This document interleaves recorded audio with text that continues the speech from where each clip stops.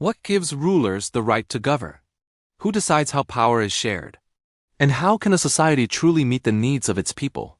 These questions didn't just spark debates, they set an entire nation on fire during one of history's most transformative periods, the French Revolution.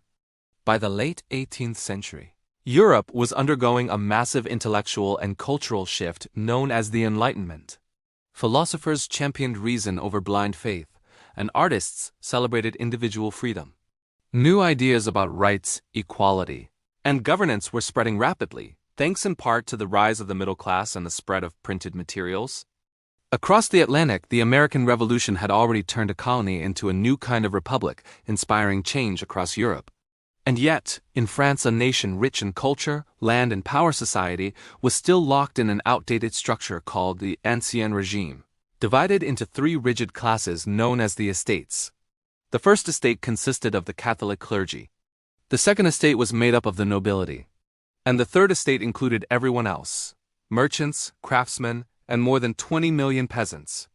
King Louis XVI ruled by divine right, claiming his authority came directly from God.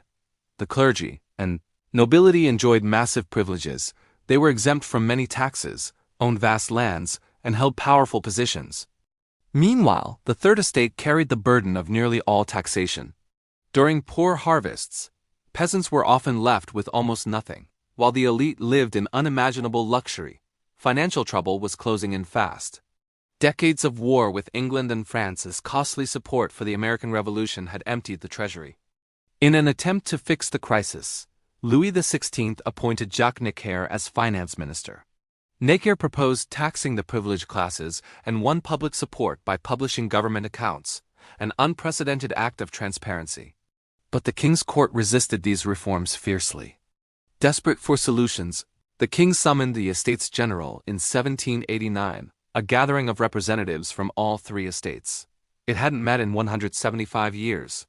Although the third estate represented the overwhelming majority of the population, their single vote counted the same as each of the other two estates. Predictably, the clergy and nobles voted to protect their privileges. Frustrated and shut out, the Third Estate broke away and declared itself the National Assembly, vowing to draft a new constitution with or without royal approval. King Louis, under pressure, ordered the other estates to join, but then dismissed Necker, the people's favorite minister. The reaction was explosive. On July 14, 1789, thousands of Parisians, joined by sympathetic soldiers, stormed the Bastille, a fortress prison that symbolized royal tyranny.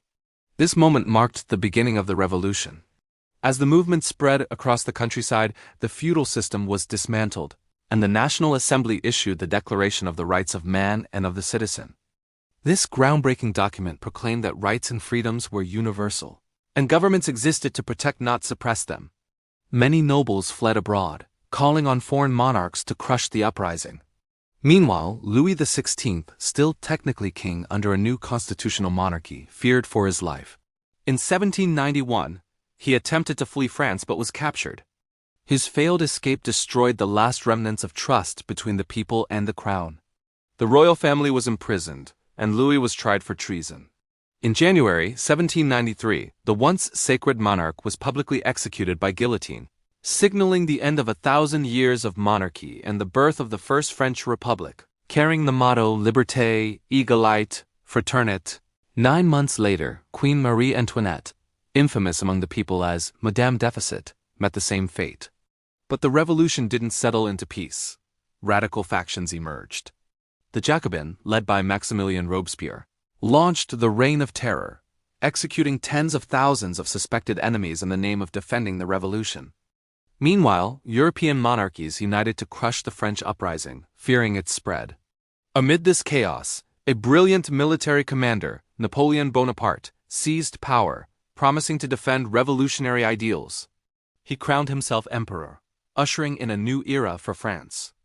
In just 10 years, France saw 3 constitutions and 5 different governments, swinging between monarchy, republic, and dictatorship. It took decades and more uprisings before a stable republic was finally established in 1871. The French Revolution forever changed the world. It shattered the idea of divine kingship, popularized concepts of liberty and equality, and raised questions we still debate today. Who should hold power? What rights are truly universal? And how can a society balance freedom with order?